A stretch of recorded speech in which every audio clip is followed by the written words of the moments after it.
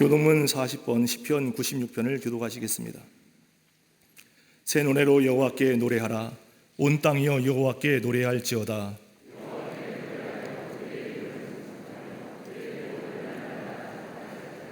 그의 영광을 백성들 가운데, 그의 기이한 행적을 만민 가운데 선포할지어다.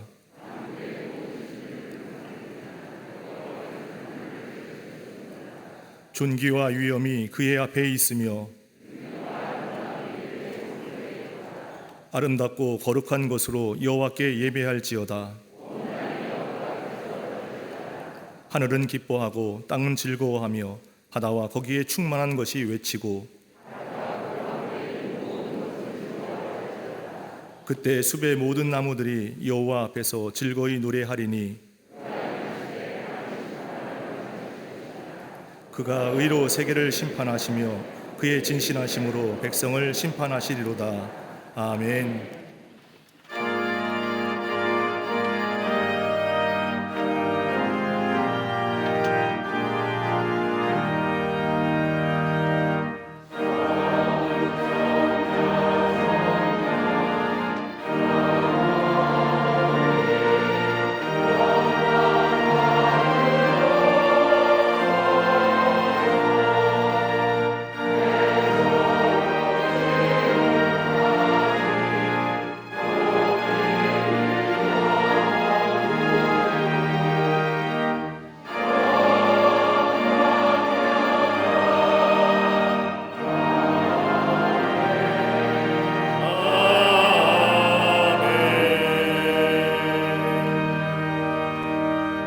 전능하사 천지를 만드신 하나님 아버지를 내가 믿사오며 그 외아들 우리 주 예수 그리스도를 믿사오니, 이는 성령으로 잉태하사 동정녀 마리아에게 나시고 본디오 빌라도에게 고난을 받으사 십자가에 못 박혀 죽으시고 장사한 지 사흘 만에 죽은 자 가운데서 다시 살아나시며 하늘에 오르사 전능하신 하나님 우편에 앉아 계시다가 저리로서 산 자와 죽은 자를 심판하러 오시리라. 성령을 믿사오며 거룩한 공예와 성도가 서로 교통하는 것과 죄를 사하여 주시는 것과 몸이 다시 사는 것과 영원히 사는 것을 믿사옵나이다. 아멘.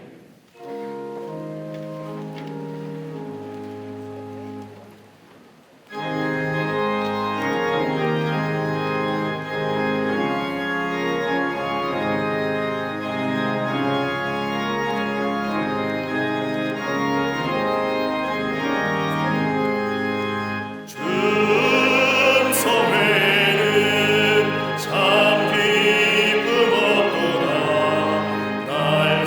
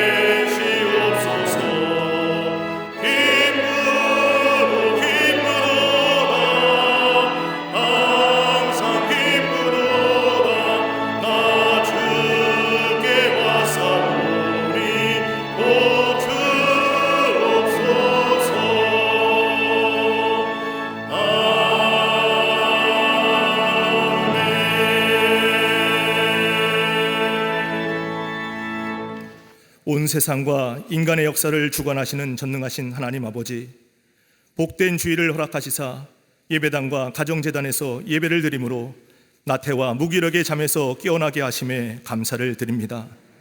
반드시 이기게 하시는 예배의 은혜로 한 주간도 새로워지게 하시며 유일한 위로와 소망이 되시는 주님을 만나는 은혜가 넘치게 하여 주시옵소서. 지난 한 주간의 삶을 돌아볼 때 저희 자신이 인생의 주인이 되어 늘 걱정과 근심과 염려 속에 휩싸여 살아왔음을 고백하오니 용서하여 주시옵소서. 이 시간 성령의 만져주심으로 단순한 고백이 아닌 온전한 믿음으로 한 발자국씩 떼어나가는 신실한 예배자로 세워 주시옵소서. 대한민국과 열방에 소망의 은혜를 허락하실 하나님 아버지, 코로나19로 인한 역사의 격동기에 험난한 협곡을 지나가는 이 민족의 국론이 분열되지 않게 하여 주시옵소서. 나라 민족을 위한 쉼없는 기도를 드리므로 이 민족이 영적 안전지대에 거하게 하옵소서. 목요일에 있을 포괄적 차별금지법 반대와 철회를 위한 한국교회 기도회를 통해 기도의 강수가 흐르는 방향으로 이 나라에 나아갈 방향이 결정되게 하여 주시옵소서. 교회들마다 어떤 상황에서도 하나님을 경외하며 만물의 주권자여 왕 되시는 그리스도를 선포할 때 길어지는 고통 앞에서 이 민족이 기대고 의지할 수 있는 성령 충만한 교회들로 거듭나게 하여 주시옵소서. 광림의 재단을 세워주셔서 방황하는 이들에게 영적 기자비 역할을 감당케 하신 하나님 아버지, 복음 전하며 세상의 평안을 선포하는 치유와 생명의 예배 공동체로 인도하여 주시니 감사를 드립니다. 삶에 지쳐 힘들어하는 이들을 향하여 삶의 모든 영역이 하나님의 섭리 안에 있는 축복의 구덩이임을 선포하는 재단으로 삼아 주시옵소서. 모든 공동체 모임이 정상화되게 하옵시며 사회적 거리두기로 인한 관계의 멀어짐과 깨어짐이 하나됨으로 회복되게 하여 주시옵소서. 온라인 콘텐츠를 통해 시공간을 초월하는 은혜가 삶의 현장마다 충만하게 나타나 아름답게 세워지게 하여 주시옵소서. 모든 부서와 기관, 속해 선교회마다 모이기에 더욱 힘쓰게 하시며 진리가 상대화되는 시대를 돌파하여 절대 진리로 귀환하는 회복이 넘쳐나게 하여 주시옵소서. 다음 세대를 세워갈 교회, 학교와 어린이집, 샤이닝 키즈와 스쿨, 샤이닝 유스와 사랑부, 청년부와 청장년부에게 은혜를 베푸사 인생의 모든 일을 하나님께 묻고 성경적인 안목을 가지고 해석하며 판단하는 지혜를 더하여 주시옵소서. 세워주신 지성정과 국내 선교지를 통해 십자가와 부활의 영향력이 흘러넘치게 하시사 영적 어둠의 시대를 사는 이들마다 인생 세판짜기의 교정을 받는 은혜를 누리게 하여 주시옵소서. 보내신 땅에서 목자의 심정으로 하나님의 손과 발이 되어 사명을 감당하는 열방 선교사들에게 육체의 한계를 초월하는 힘과 능력을 덧입혀 주시옵소서. 두려움과 우울감의 비대면 시대를 살아가는 가정과 자녀와 일터마다 어떤 어려움 중에도 주님의 강력한 사랑의 눈동자 마주치게 하여 주시사 평생이 하나님을 찬양하며 절대감사로 비상하게 하여 주시옵소서.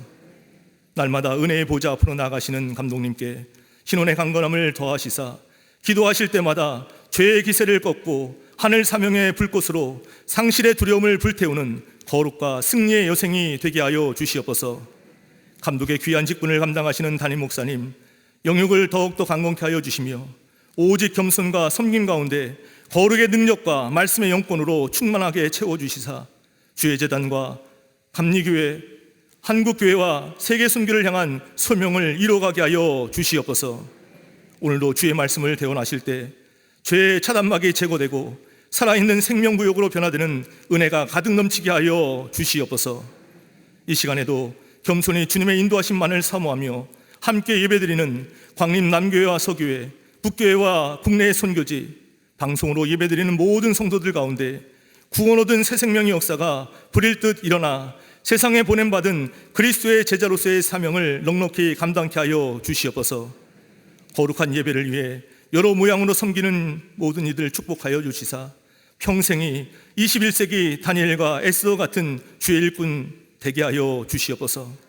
병상에서 아픔과 상처로 신음하는 이들마다 보혈의 능력으로 치유받아 소망을 얻고 나음을 입는 은혜가 넘치게 하여 주시옵소서. 영적 환희로 가슴 벅찬 찬양을 올려드리는 갈릴리 성가대와 오케스트라의 찬양을 기뻐 받아주시며 찬양이 울려 퍼질 때 척박한 마음의 토양을 옥토의 마음으로 기경시켜 주시옵소서. 오늘도 저희 예배를 기뻐 받아주시는 우리 주님 예수 그리스도의 이름으로 감사하며 간절히 기도드리옵나이다. 아멘.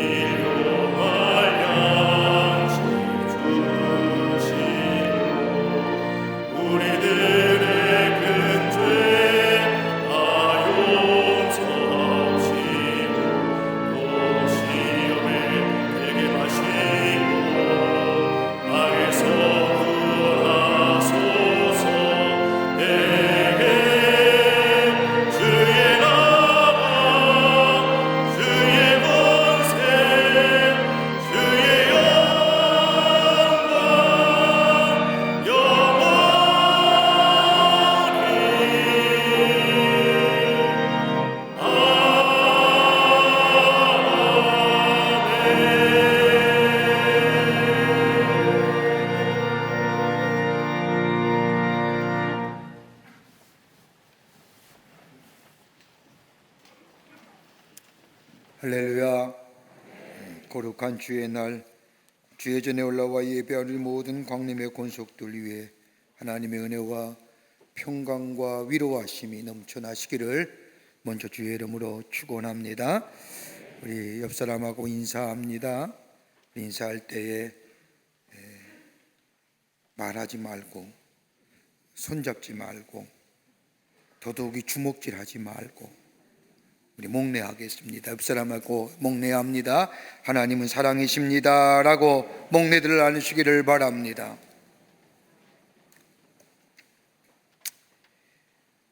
다음 주일은 우리 교회 추수감사주일 예배로, 추수감사주일과 더불어 성찬 예배로 드리겠습니다. 한 주일 한 해 동안 하나님께서 우리의 삶 인도해 주셔서 여기까지 오게 하시고 우리의 삶의 풍성한 열매로 맺게 하시고 허락하신 그 하나님의 은혜에 감사하며 하나님 앞에 감사주일과 더불어 성찬 예배를 드립니다. 일부 예배를 마치고 우리 권사님이 나가시면서 그동안 교회를 잘 못 나오셨는데 오늘 일부 예배 오시고 나서 나가시면서 하신 말씀이 있습니다. 목사님, 많이 울었습니다. 왜 우세요? 그랬습니다. 성가대의 찬송과 예배를 드리는데 얼마나 은혜가 되든지요, 하나님 은혜에 그저 감사할 따름이었습니다. 지키시고 인도하신 그 하나님의 은혜, 보호하신 은혜, 그냥 감사의 고백이 절로 나왔습니다. 큰 은혜 받고 갑니다. 그리고 가시는 모습을 볼 수가 있었습니다. 예배 잘못 드렸지요? 그동안 코로나 바이러스 때문에 지금도 사회적 1단계로 인해서 우리가 50%만 집회가 가능하게 됐습니다만 그래도 하나님 은혜 가운데 오늘 예배를 드립니다. 지난 한 해 돌이켜보면 어려움도 많았고 한 번도 가보지 않는 길을 갔습니다. 걸어왔습니다. 그럼에도 불구하고 지키시고 인도해 주셔서 여기까지 오게 하시고 한 해를 마무리하는 때에 풍성한 열매를 맺게 하신 그 하나님 은혜에 감사하며 다음 주일은 감사주일 예배로 드리겠습니다. 주보 사이에 감사주일 헌금봉투도 넣어드렸습니다. 정성껏 최선을 다해서 하나님이 기뻐하실 만한 그렇게 정성껏 감사주일 헌금을 드리고 성찬에 참여할 때에 우리 안에 하나님이 주시는 풍성한 은혜와 축복이 우리 안에 임하게 될 줄 믿습니다. 여러분 다 함께 모여서 예배 드리는 겁니다. 할 수만 있다면 우리가 오후 예배까지 나눠서 예배 드리는데 다 오셔서 가족과 함께 예배 드리고 하나님의 은혜에 감사하며 찬송하며 찬양하는 감사절 예배가 되기를 바랍니다. 포괄적 차별금지법 반대와 철회를 위한 한국교회 기도회가 오는 11월 12일 목요일 날 오전 7시에 우리 본당 예배실에서 있겠습니다. 9월 달에는 우리 장로교 예장통합의 중심이 돼서, 10월에는 순복음이 중심이 돼서, 11월은 한국감리교회가 중심이 되고요, 12월에는 저 성결교가 중심이 되어서 포괄적 차별금지법 반대와 철회를 위한 기도회가 열려지게 됩니다. 온라인으로 함께 참여가 가능합니다. 오셔서 참여해 주시고 함께 기도해 주시고 이 법이 제정되지 않도록 하나님께서 함께 해달라고 막아달라고 기도하시는 시간 되시기를 바랍니다. 오늘 강대 미안의 26교구의 이한엽 정성희 집사님과 정희은 집사님 가정에서 이필려 장로님을 추모하며 장식해 주셨습니다. 선교구와 교구 소식 나와 있습니다. 선교회 모임들 나와 있습니다. 보시고 해당되신 분들 다 참여해 주시기를 바랍니다. 결혼하실 가정 있습니다. 축하해 주십시오. 특별히 8교구의 김광수 권사님의 장녀되는 소원양의 결혼식이 오는 토요일 교회에서 있겠습니다. 지난 한 주간에 어려움을 당한 가정들이 계십니다. 여러분 만나실 때 위로하여 주시기를 바랍니다. 그 다음에 박스 광고에 많은 광고들이 나와 있습니다. 온라인 예배 및 영상 콘텐츠, 여러분 교회 홈페이지와 유튜브에 들어가면 얼마든지 보실 수가 있고 또 이용하실 수가 있습니다. 그리고 창립교회 67주년 기념 역사 전시회와 더불어 미술인 선교회가 중심이 되는 67주년 기념전 및 추수감사절 기념전이 장천 갤러리와 그리고 1층 통로에서 중앙복도에서 열려집니다. 여러분 많이들 보시고 또 아시고 은혜 받으시고 감동 받으시는 시간 되기를 바랍니다. 광림 샤이닝 키치의 2021학년도 신입원화 모집합니다. 신앙교육합니다. 어려서부터 기도의 생활, 말씀의 생활, 신앙교육을 하는 우리 교회의 샤이닝 키츠, 여러분 많이들 관심을 가져주시고 보내주시기를 바라고요. 속회 지도자 영상 매주일마다 업그레이드 됩니다. 업데이트 됩니다. 이용에 차용 없으시고 많이 이용하시기를 바랍니다. 샤이닝 스쿨 교사 모집하고요. 강사 특별히 재능 기부하실 강사님들 필요로 합니다. 많이들 신청하셔서 귀한 자녀들 미래 교육에 또 미래 지도자를 키우는 데 쓰임받는 기회 되시기를 바랍니다. 온타임 매일 묵상 온라인 서비스도 진행되고 있고요. 수험생을 위한 40일 묵상 또 기도회도 진행되고 있습니다. 많이들 이용과 또 함께 해 주시기를 바랍니다. 이제 성경문도 읽겠습니다.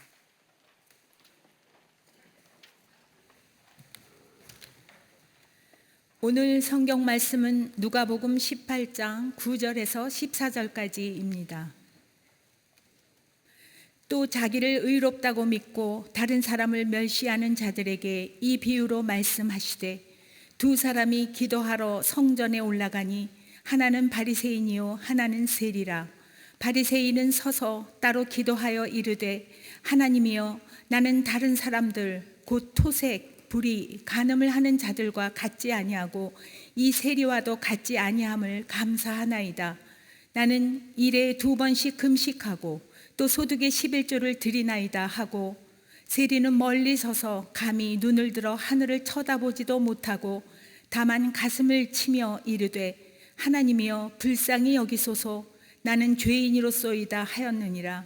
내가 너희에게 이르노니 이에 저 바리새인이 아니고 이 사람이 의롭다 하심을 받고 그의 집으로 내려갔느니라.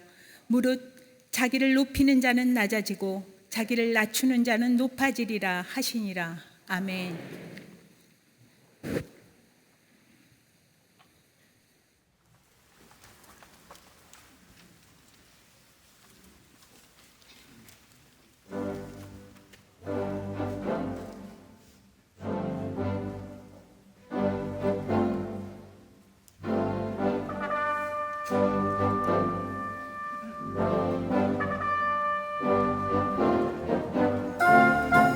일사차 유를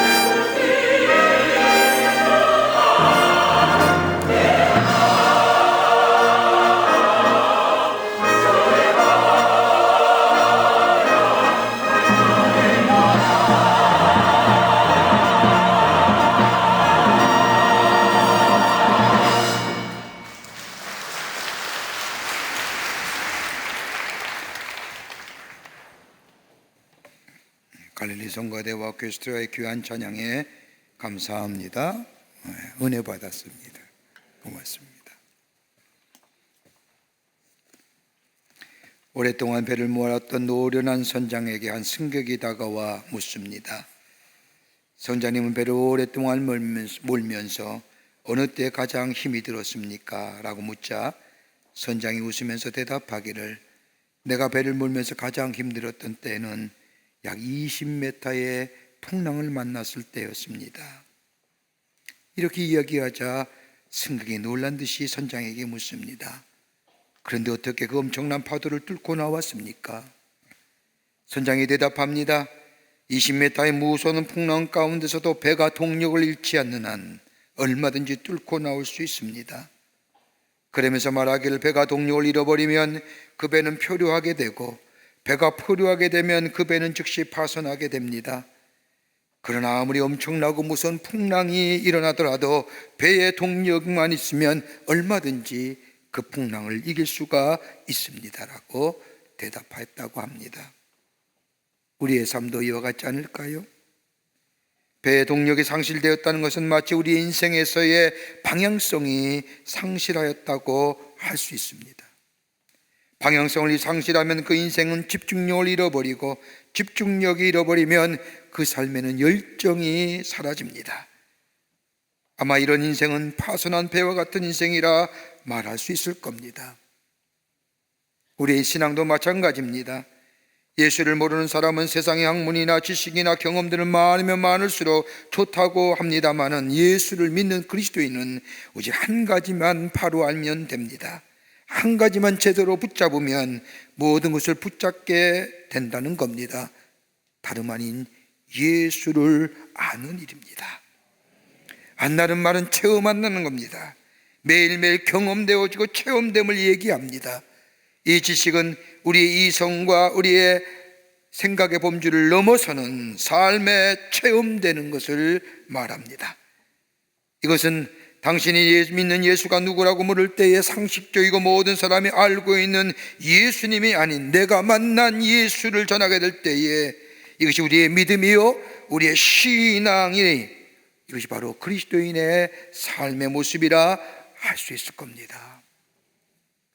오늘 우리가 함께 읽는 본문의 말씀은 예수님의 비유로 말씀하시면서 예배와 기도와 삶의 귀한 교훈들이 담겨져 있는 잠언의 말씀, 우리에게 전해주고 있는 교훈의 말씀입니다.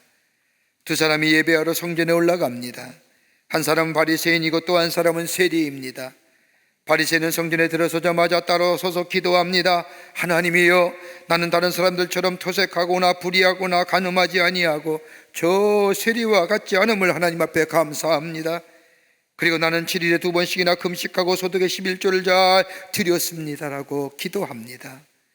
그러나 함께 들어온 세리는 감히 눈을 들어 하늘을 쳐다보지 못하고 가슴을 치면서 하나님이여, 불쌍히 여기소서, 나는 죄인으로소이다. 나는 죄인입니다 라고 기도합니다.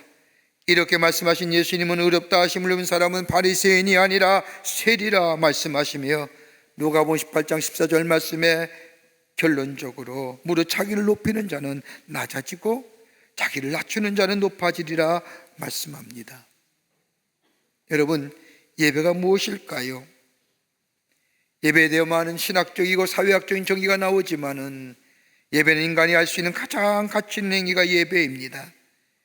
예배는 하나님을 만나고 하나님을 뵙는 것이고 하나님의 음성을 듣는 것이고 하나님의 뜻을 발견하는 겁니다. 그러게 예배한다는 것은 어디까지나 하나님과의 나와의 관계고, 이 관계는 직선적이며 절대적이며 종말론적인 관계입니다. 그런데 이 하나님을 만나는 예배가 싫어졌다면, 예배가 지루해졌다고 한다면 어딘가 우리의 심령에 병이 든 것입니다.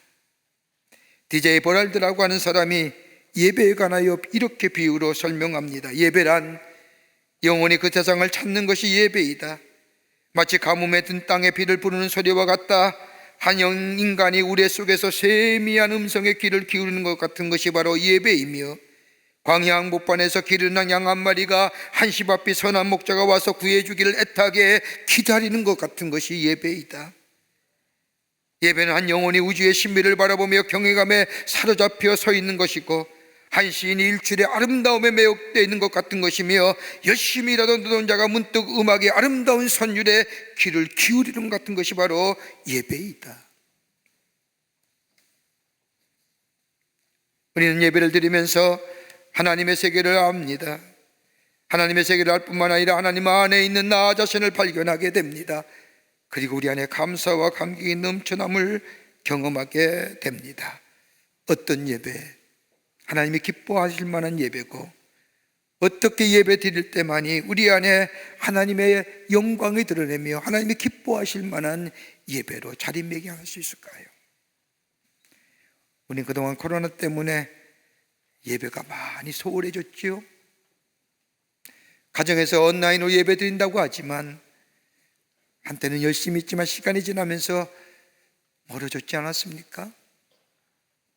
지금 예배 드리겠지만 죄송한 말씀이지만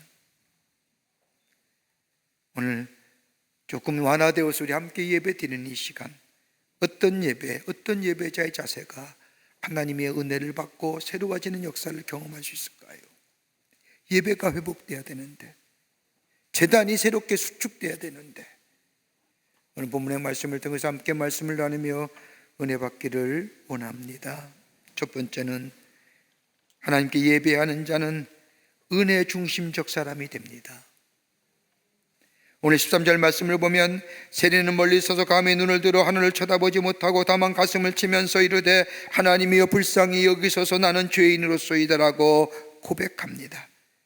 세리는 하나님의 거룩한 성전에 들어와 감히 눈을 들어 하늘을 쳐다보지 못하고 가슴을 치면서 하나님이여 불쌍히 여기소서라고 기도할 이유가 어디에 있었을까요? 아마 그의 기도는 하나님의 은혜를 구하는 기도일 겁니다. 죄인된 모습이기에 하나님의 은혜를 구하는 기도일 것입니다. 여러분, 예배할 때가 이런 것입니다. 하나님 앞에 예배할 때 우리는 하나님의 은혜를 구하여야 됩니다. 그럴 때 하나님의 사랑과 자비하심이 우리 안에 넘치게 되고, 그 은혜와 자비하심 속에서 우리는 하나님의 함께하심, 하나님의 임마누엘, 하나님의 동행하심을 다시 한번 체험하며 깨닫게 됩니다. 그 임마누엘 하나님이 오늘 나와 함께 하셨기에 내가 오늘 여기 있음을 깨닫게 되며 하나님 앞에 감사할 수가 있습니다. 예배 드릴 때에 이런 역사가 일어납니다. 아, 하나님이 나와 함께 하셨구나, 하나님이 나와 동행하셨구나.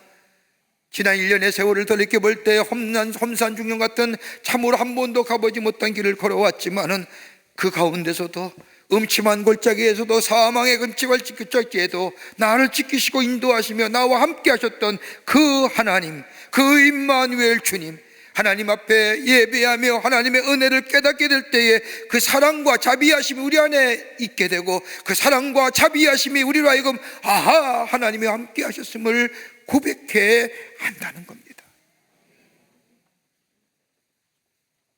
은혜를 깨닫게 되면, 은혜를 받게 되면 새로운 존재가 됩니다. 보는 것이 새로워지게 됩니다. 환경과 여건과 문제로 인하여 왜 내게 이런 고통이 있어야 합니까? 다른 사람은 편하게 잘 사는데, 예수를 믿지 않는 사람들을 보면 예수 믿는 나보다 편안하게 잘 사는데, 이렇게 상대적인 관점에 바라보았던 이 관점이 예배 드릴 때 하나님의 은혜를 받게 되면 새로워집니다. 상대적이고 비교했던 관점이 절대적인 관점으로 변하게 됩니다. 하나님과의 깊은 영적인 교제합 속에 그 은혜 안에, 은혜의 물결 안에 거하게 될 때에 보는 것이 달라지고 생각하는 것이 달라지게 됩니다. 은혜 중심의 인생관으로 변하여지게 됩니다. 여러분, 아마 성경에서 은혜의 사람을 찾으려고 하면 바울을 말할 수 있을 겁니다. 고린도전서 15장 10절의 말씀을 보면 바울은 이렇게 고백합니다. 나의 나 된 것은 하나님의 은혜로 된 것이라고 고백하지요. 하나님의 은혜가 내게 있었다고 고백합니다. 여러분, 고린도후서 12장 7절부터 12절의 말씀을 보면 바울은 자신의 삶에 대해 이렇게 고백합니다. 여러 계시를 받은 것이 지극히 크므로 너무 자고하지 않게 하시려고 내 육체에 가시고 사단의 사절을 주셨으니 이는 나를 쳐서 너무 자고하지 않게 하려 하심이니라. 이것이 내게서 떠나가기를 위하여 내가 3번 주께 간구하였더니 내게 이르시기를 내 은혜가 내게 족하도다. 이는 내 능력이 약한 데서 온전하여짐이라 하신지라. 이러므로 도리어 크게 기뻐함으로 나의 여러 약한 것들에 대하여 자랑하리니 이는 그리스도의 능력으로 내게 머물게 하려 함이라. 그러므로 내가 그리스도를 위하여 약한 것들과 능력과 핍박과 궁핍과 곤란을 기뻐하노라. 바울에게 육체의 가시가 있었다는 겁니다. 고난의 가시입니다. 그것이 육체의 질병이었습니다. 얼마나 이 육체의 질병이 바울을 괴롭혔는지, 자신을 아프게 했는지 바울이 이것을 사단의 사자라고 불렀습니다. 이것 때문에 바울은 하나님 앞에 3번씩이나 간절히 기도했습니다. 그냥 기도했을까요? 아마도 예수님의 겟세마네 동산에서 십자가 앞에 눈앞에 들고 기도했던 것 같은 심정으로, 하나님 할 수만 있거든 이거 내게서 제하여 주십시오. 이것 때문에 하나님 나라의 역사가, 하나님 나라의 복음을 전하기 못합니다. 내게서 제하여 주십시오라고 기도했지만, 그런 기도 드릴 때 하나님께서 응답해 주시지요. 오늘 여기 말씀해 보면 그 응답의 고백이 이겁니다. 내가 너무 자고하지 않게 하시려고. 기도할 때 하나님의 응답이 들려오기를, 내게 이 육체에 가시는 나로 하여금 교만하지 않게 하시기 위해서 겸손하게 하기 위한 하나님의 은혜라고 하는 겁니다. 이것이 없었더라면 나는 교만한 자요, 하늘을 찌르트란 내 인간의 본성, 이 교만함 때문에 무너질 자인데 나를 겸손케 하시기 위해서, 더 나아가 이것 때문에 다른 사람의 아픔과 고통을 이해하게 되었고 다른 사람의 슬픔을 같이 함께 슬퍼할 수 있었던 하나님의 은혜였다. 그뿐 아니라 내가 약할 때 꼭 강함이라고 하는 바울의 고백처럼 내 안에 역사하신 하나님의 능력을 나타나기 위한 하나님의 계획이, 하나님의 은혜의 관점으로 보는 이것조차도 은혜라는 겁니다. 이 은혜는 다름이 아니라 하나님의 성소에서 예배할 때에 비로소 깨닫게 되었다는 겁니다. 여러분, 은혜 받은 사람은 겸손합니다. 겸손함은 감사를 낳게 하고요, 감사가 넘치게 나면 이 감사의 삶 속에 열정이 생기며 이 열정을 통하여 하나님의 능력이 드러나게 된다는 겁니다. 하나님의 전에 예배할 때 우리 안에 겸손함이 생깁니다. 그 겸손함은 하나님의 은혜가 우리에게 있게 될 때에 우리 안에 겸손함이, 그 겸손의 감사가 우리의 삶 속에 열정이 능력의 역사를 통하여 하나님의 살아계심이 증거하는 복된 인생으로 살아가게 한다는 겁니다. 그러기에 예배에 성공한 사람이 인생에 성공한다는 겁니다. 더 나아가 은혜 받은 사람은 차별하지 않습니다. 구별하지 않습니다. 오늘 본문 11절 말씀에 보면 바리새인은 여기 오늘 따로 서서 이르되, 기도하며 이르되, 하나님이여 나는 다른 사람들과 같지 아니하고 이 세리와도 같지 않음을 감사하나이다. 바리새인은 다른 사람과 구별합니다. 다른 사람과 구분합니다. 여러분, 인간에 있어서 가장 큰 죄는 뭐예요? 다른 사람과 구별하는 거예요. 여러분, 이것만큼 무서운 죄가 없습니다. 나는 저 사람과 달라, 나는 저 사람과 다른 사람이야, 다른 환경의 사람이야, 이렇게 생각하며 구별되고 차별하는 사람, 여러분, 이 구별성과 차별성의 밑바닥에는 교만함이 자리 잡고 있는 겁니다. 여러분, 하나님은 교만한 자를 물리치시지 않습니까? 성경의 말씀을 보면 가인의 교만함이 아벨을 죽이고 사울의 교만함이 있을 때 하나님은 그에게서 신성을 거둬 성신을 거둬가심으로 그의 자리를 내리게 하시며, 여러분, 교만하다는 말은 다른 말로 말하여 자기 집착이에요. 오늘 바리새인이 교만하다는 증거가 오늘 본문의 말씀에 나옵니다. 바리새인이 하나님의 성전에 올라가 기도하는 모습을 보면 나라는 것을 강조합니다. 11절에 나는 다른 사람들 그 토색 불이 간음하는 자들과 같지 아니함을 감사하나이다. 12절에 와서도 나는 일해에 2번씩이나 금식과 거도 소득의 11조를 드립니다. 짧은 말씀에 나라는 것이 2번이나 나옵니다. 영어 성경을 보면 3번 나와요. 나라는 것이 집착하는 겁니다. 나라는 것이 집착하고 나니 다른 사람과 차별성을 두지요. 더 나아가 오늘 11절 말씀을 보십시오. 같이 함께 성전에 들어왔는데 같이 함께 앉은 자리에서 예배하면 얼마나 좋을까. 바리새인은 11절 말씀에 따로 서서, 무슨 말씀입니까? 나는 저 세리와 다르다는 겁니다. 저 세리인 죄인과 함께 자리할 수 없다는 겁니다. 내가 저 사람과 같은 대접을 받을 수 용납할 수 없다는 말씀입니다. 여러분, 성경은 뭐라고 얘기합니까? 에베소 2장 19절과 22절의 말씀을 보면 우리를 가리켜 하나님 나라의 동일한 시민이요 더 나아가 하나님 나라의 권속이라고 말하지 않습니까? 같은 하나님 나라의 백성이라고 말하지 않습니까? 그런데 이 바리새인은 철저하게 세리와 분리시키며 차별하며 구별집니다. 여기 예수님은 누가복음 18장 14절 말씀에 이에 저 바리새인이 아니고 이 사람이 의롭다 하심을 받고 그의 집으로 내려갔느니라. 바리새인의 기도와 예배를 하나님이 받지 않으셨다는 겁니다. 왜요? 이기적인 마음에 차별과 구별을 두는 마음. 나는 저 사람과 다른 족속이야, 나는 저 사람과 다른 집안이야, 다른 혈통이야, 다른 가문이야. 하나님 앞에서 이게 무슨 소용입니까? 많이 뵙고 많이 가진고 많이 누리면 무슨 소용이 있겠습니까?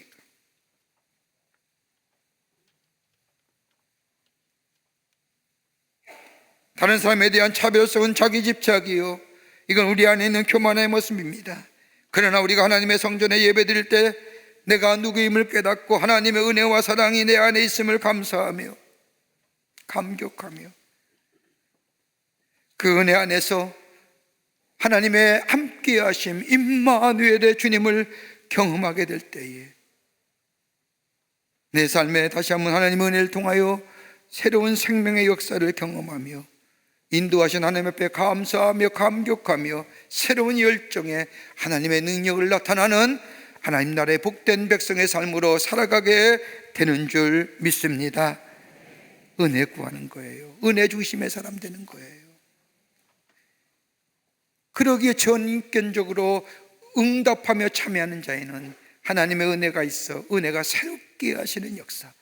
여러분 예배드리면 매일매일 새로워집니다.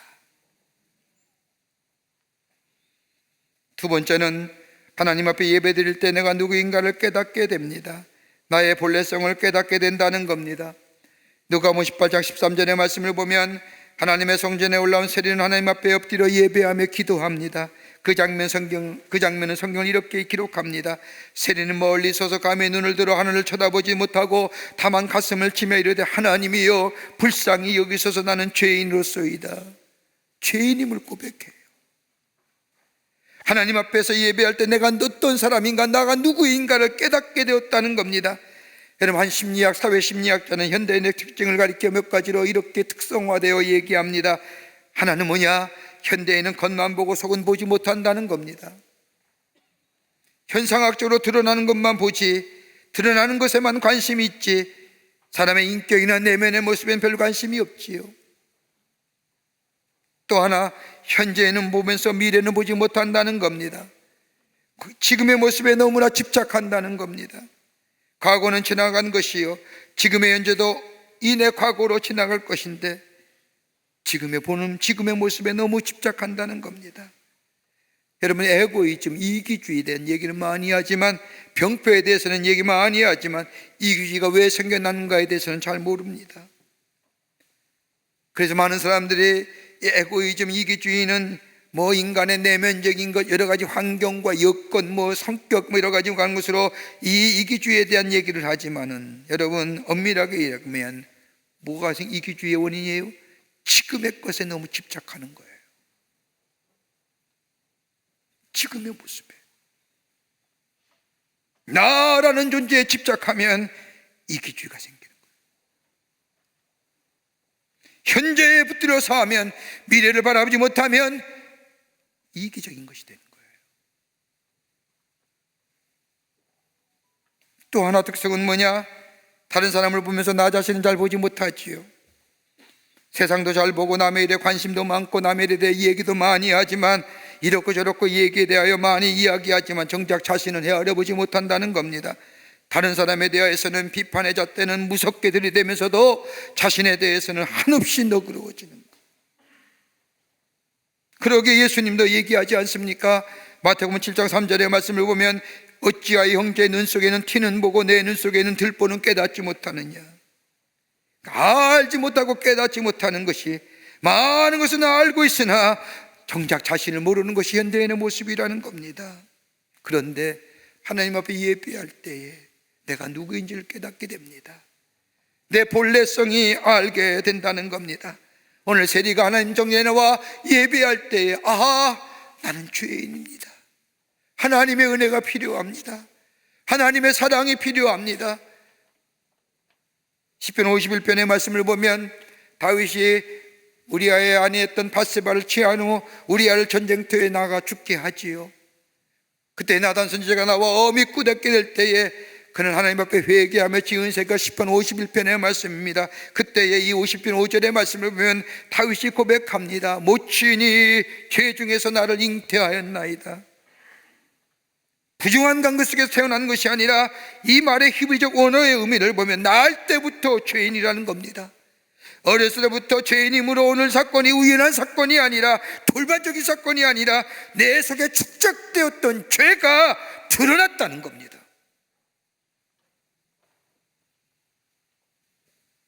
본질적인 죄인이라는 겁니다. 그러면서 하나님 앞에 다윗은 회개하지요. 여러분, 거듭남의 시작이 어디입니까? 중생의 시작이 어디서부터 시작됩니까?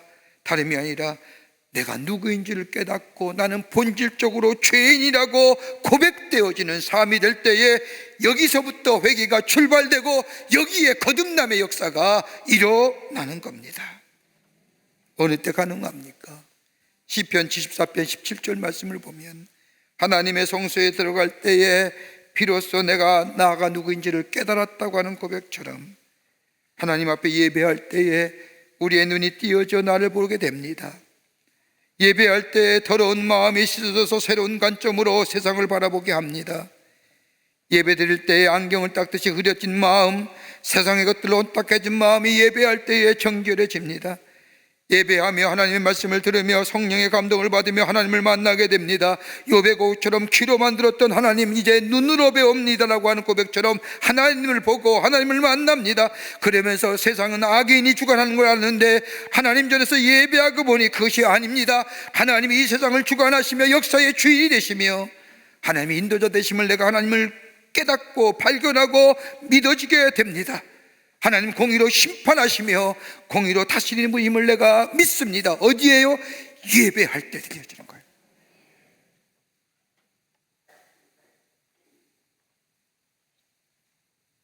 종교심리학자들에 의하면 여러분 교회에 나와서 다 은혜 받는 것 같지요? 아니잖아요.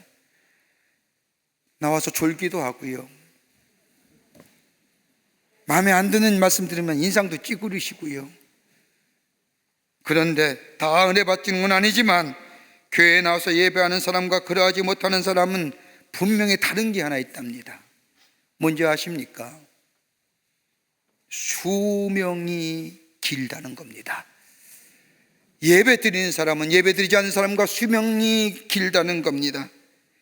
여러분 가만 보십시오. 오래 산다는 얘기예요. 여러분 오래 사는 거 다 원하지 않습니까? 난 일찍 죽을래, 이건 거짓말이라고 하지 않습니까? 난 빨리 죽을래, 거짓말이에요. 다 오래 살고 싶어요. 근데 예배 드리는 자가 오래 산다는 겁니다. 교회에 나와서 졸기도 하고 은혜 받지도 못하고 그냥 왔다 갔다 하지만은 그러나 하나님 전에서 예배할 때에 어느 땐가 우리나라 속담에 이슬비 옷 젖는다고요. 생각이 달라지지요. 생각이 달라지는 거예요. 생각이 달라지니 성품이 달라지는 겁니다. 우리의 성품이 달라지니 행동이 달라지고요, 행동이 달라지면 우리의 삶의 습관이 달라지고 습관이 달라지니 미래가 달라지는 거예요. 삶의 질이 달라진다니까요. 하나님 앞에 나와 예배 드리면 하나님의 말씀을 들었습니다. 정욕과 끝없는 욕심과 집착 그리고 모든 불의로부터 자유합니다. 얽매여 있던 것들부터 자유하지요. 근심과 걱정으로부터 자유하지요. 내 영이 깨끗해지지요. 그렇게 오래 산다는 거예요. 오래 살고 싶으세요? 주일 예배만 참석하세요. 오래 삽니다. 왜 아멘들 안 하십니까? 우리가 하나님 앞에 예배 드리는 이유, 주일 앞에 나와 하나님 앞에 엎드려 예배할 때에 우리 안에 자리 잡고 있는 정욕과 끝없는 욕심과 집착 그리고 모든 고집과 불의로부터 자유할 뿐만 아니라 내 영이 깨끗해지시고 십자가의 은혜가 내게 임하며 그 십자가 은혜 앞에 내가 누구인지를 깨닫게 되고 자랑과 교만함이 사라지는 전 인간적인 응답에 참여하는 자가 될 때에 우리 안에 주의 주시는 놀라운 은혜와 하나님의 축복이 풍성한 삶으로 삶의 풍요로움을 누리며 사는 인생으로 살아가게 될 줄 믿습니다. 끝으로 긍휼을 구하는 마음입니다. 하나님의 긍휼하심을 구하는 마음. 누가복음 18장 13절의 말씀을 보면 세리는 멀리 있어서 감히 눈을 들어 하늘을 쳐다보지도 못하고 다만 가슴을 치며 이르되 하나님이여 불쌍히 여기소서 나는 죄인으로소이다. 오늘 본문의 말씀은요, 두 사람이 하나님의 성전에 올라가 예배하며 기도하는 모습입니다. 바리새인은 성전에 들어와 딱 서서 하나님 앞에 손을 번쩍 들더니 기도하기를 내가 일주일에 2번 금식하고 11조를 바치며 이렇게 의로운 일을 하였습니다 라고 기도하며 덧붙이기를 나는 저기 저 죄인과 같지 않습니다 라고 기도하며 예배하며 기도를 마칩니다. 그러나 세리는 성전에 들어와 고개를 숙이고 기도하면서 누구를 비판하거나 원망하거나 하지 않고 오직 주의 긍휼을 구합니다. 주여 나는 죄인입니다. 불쌍히 여기소서. 하나님의 긍휼을 구하는 기도, 그저 하나님 앞에 불쌍히 여겨달라는 겁니다. 불쌍히 여겨달라, 긍휼히 여겨달라는 겁니다. 여러분, 긍휼이란 단어는 영어로 sympathy라고 말하는데 이것을 번역하면 그래서 together, pathy라고 해서 함께 고통 경험, 이런 얘기입니다. 함께 고통을 경험하는 것입니다. 함께 아픔을 경험하는 것입니다. 헬라어로는 엘레몬이라고 말하고 이 말은 히브리어인 세데크에서 나온 말인데 하나님의 높은 마음, 아버지의 마음, 아버지가 그 자녀를 사랑하는 마음, 이 수직적이고 하향적인 사랑을 지칭하게 될 때에 심패티, 다른 사람의 마음속으로 들어가며 다른 사람의 아픔이 내 마음속에 전달되어 내 가슴이 처며지어지는 것, 상대방의 고통이나 상대방의 고통이나 상대방의 아픔이 내게 그대로 전달되어 같이 아파하고 같이 고독해하며 같이 고통을 느끼는 마음, 이것이 긍휼이라는 겁니다. 이 긍휼의 마음은 하나님이 가지고 있는 성품이기도 하지만 당신께서 당신의 형상대로 우리를 지으실 때 우리에게 부어주신 당신의 성품과 동시에 우리 안에 있는 성품입니다. 어딜 때 긍휼함이 나와요? 하나님 앞에 예배할 때 하나님의 긍휼하심을 경험합니다. 나의 아픔과 고통을 함께 하시기를 마다하시는 하나님의 놀라운 은혜와 사랑, 내가 슬플 때 나의 슬픔을 아시고 나와 함께 아파하실 뿐만 아니라 나를 위로하시는 하나님, 내가 괴로울 때 나의 괴로움을 아시고 나와 함께 동행하시며 함께 괴로워하시는 하나님, 그리고 나에게 이길 힘과 능력을 주시는 하나님, 이 긍휼하심을 경험한 사람은 다른 사람에게도 내가 이 긍휼하심을, 내가 체험한 이 하나님의 긍휼을 전하는 자 됩니다. 그러기에 하나님은 이러한 긍휼의 마음을 우리에게 주시길 원하고 가지라고 말씀합니다. 출애굽기 33장 19절의 말씀을 보면 하나님은 긍휼히 여길 자를 긍휼히 여기신다는 거예요.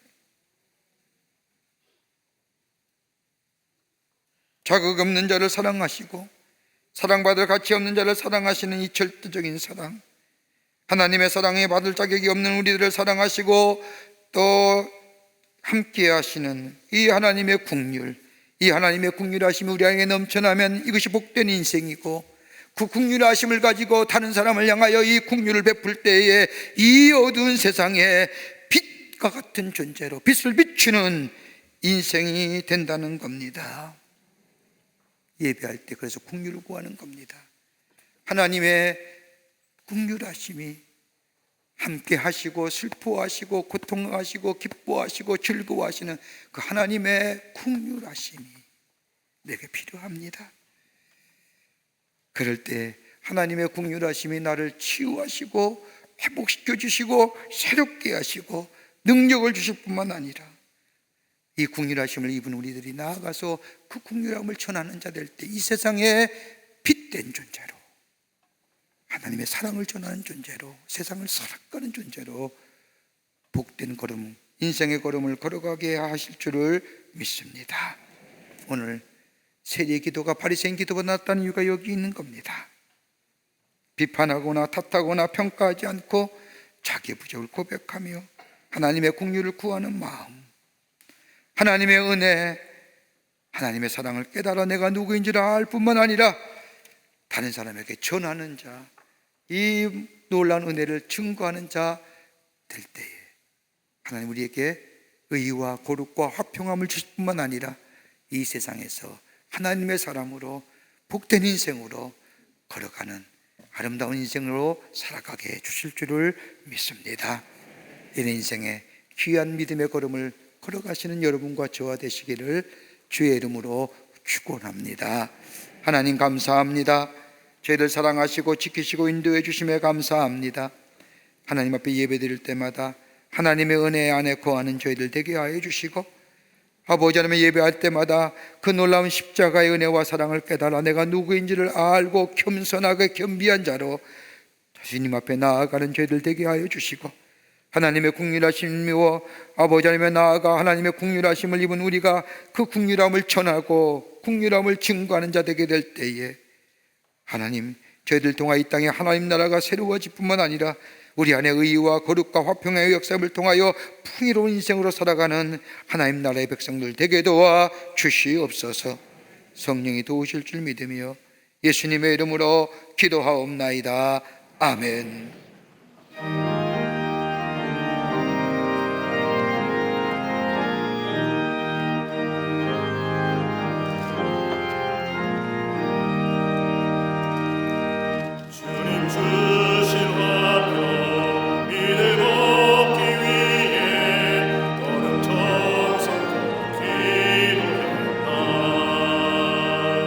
주의 재단 앞에 모두 같이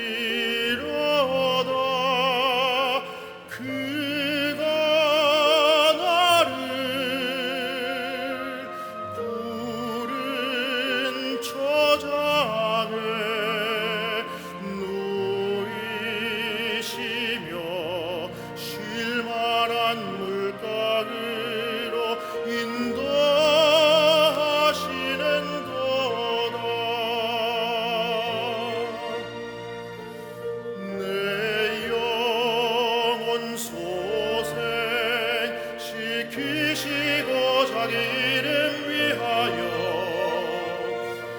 의의 길로 인도하시는 도다.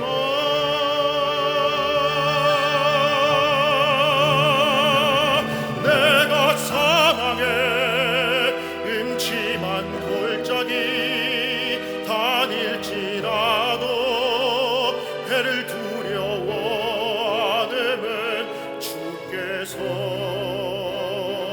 나와 함께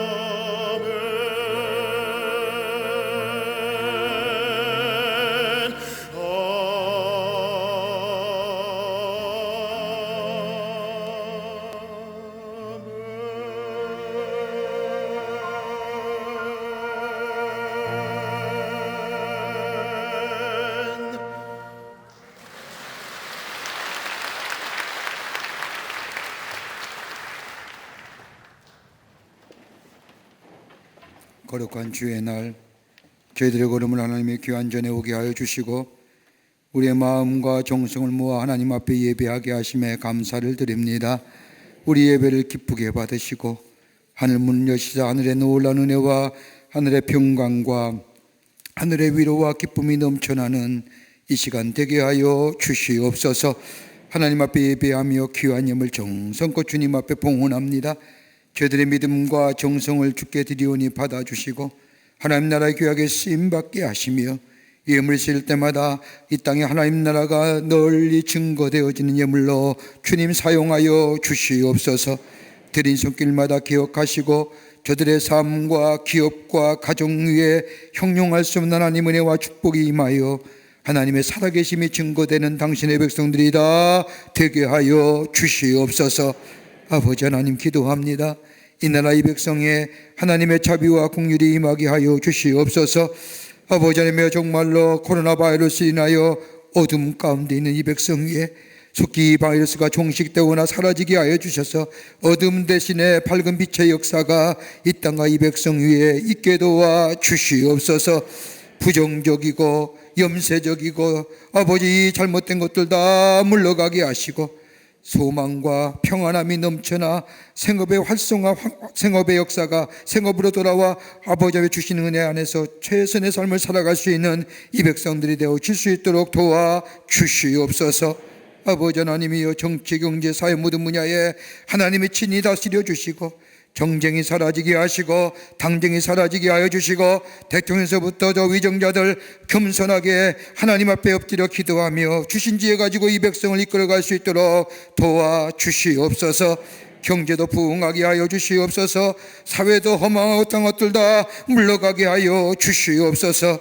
특별히 포괄적 차별금지과 같은 악법이 제정되지 않도록 주께서 역사하여 주시며 소수의 인권을 보장하고 자유를 보장하는 이유로 다수의 인권과 자유가 억압된 일이 없도록 주께서 막아주시고 주께서 함께하여 주시옵소서.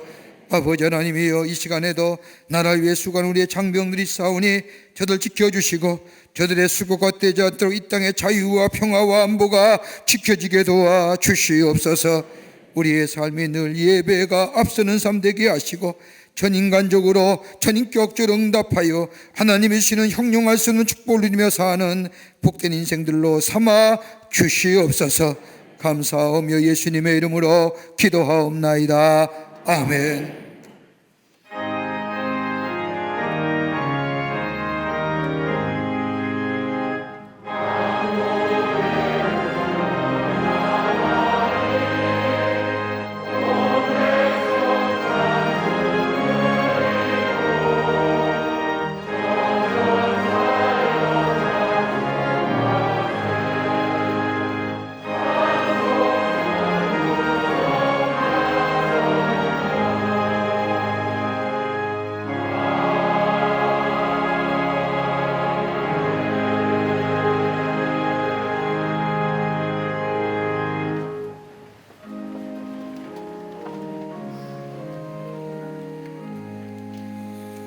이 아침 시간에 우리에게 새로 나오신 분들이 계십니다. 호명할 때 앞으로 나와주시면 중심으로 환영하겠습니다. 3층에 계시면 3층 앞으로 나와주시기를 바랍니다. 2층에 있으면 2층 앞으로 나와주시기를 바랍니다. 성준규 성도님 인도하신 정성미님, 성명님 성도님 인도하신 안건아님, 이경화 집사님 인도하신 이지혜님, 오이순 권사님 인도하신 정소용님, 이경화 집사님 인도하신 김덕희님, 이경화 집사님 인도하신 이화숙님, 이경화 집사님도 인도하신 장선경님 앞으로 나와주시지요. 네, 환영합니다. 네, 감사합니다. 3층이면 3층 앞으로 나와 주십시오. 네, 환영합니다.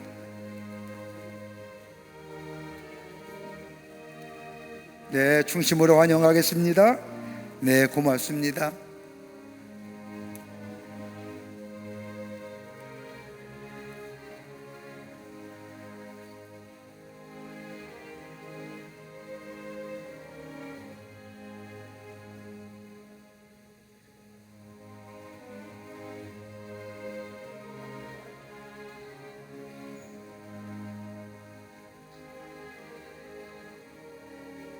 기도하시겠습니다. 거룩한 주의 날, 당신의 귀한 백성 주의 전에 오게 하심에 감사합니다. 하나님, 저들의 이름을 하늘나라의 생명책 기록해 해주시고 구원과 영생 속에 주님이 늘 동행하시고 인도하셔서 저들의 삶의 풍요로움의 역사, 이 땅의 삶에서 하나님의 축복을 누리며 사는 하나님 나라의 백성들 되게 도와 주시옵소서. 죄의 걸음 복된 걸음 하셨사오니 일평생 주님과 동행하는 정말로 복되고 굳센 걸음으로 주님 함께하여 주시옵소서. 감사하오며 예수님의 이름으로 기도하옵나이다. 아멘. 뒤돌아서시죠. 교우들 향해 서실까요? 여러분께 박수로 환영하시지요. 예, 감사합니다. 우리 장로님 따라가 주시면 교회 소개하고 안내하겠습니다. 고맙습니다.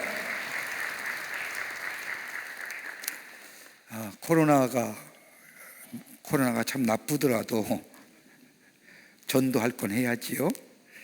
우리 전도 복음을 전하는 것, 참 코로나 때문에 전도도 못하고 힘듭니다만은 그러나 내게 베푸신 하나님의 은혜를 전하면 됩니다. 내게 베푸신 하나님의 긍휼하심을 다른 사람에게 전하면 됩니다. 열심히 복음을 전해서 하나님 나라의 확장을 쓰임받는 우리 모든 광림의 권속들이 되시기를 바랍니다. 뉴스레터 나왔습니다. 나가실 때 하나씩 가져가셔서 보시고 또 우리 교회 두 주간에 어떤 일들이 있는가 함께 공감하시고 또 복음을 전하시는 기회 되시기를 바랍니다. 다음 주는 추수감사주일 성찬 예배로 드립니다. 다 오셔서 함께 감사, 하나님께 감격의 예배를 드리고 또 성찬함으로 우리 안에 은혜가 넘쳐나는 귀한 시간 되시기를 바라고요.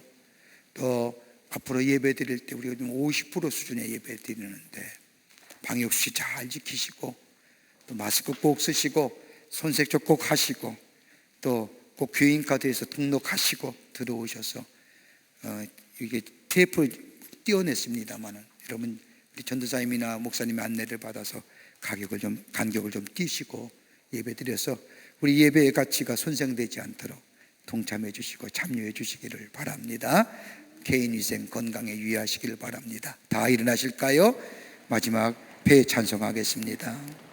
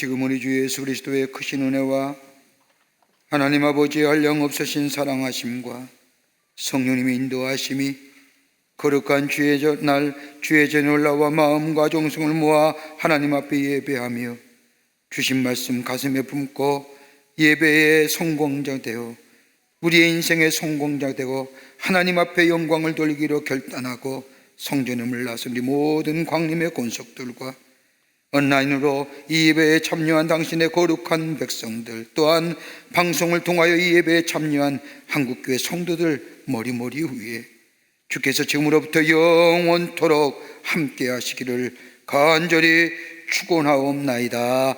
아멘.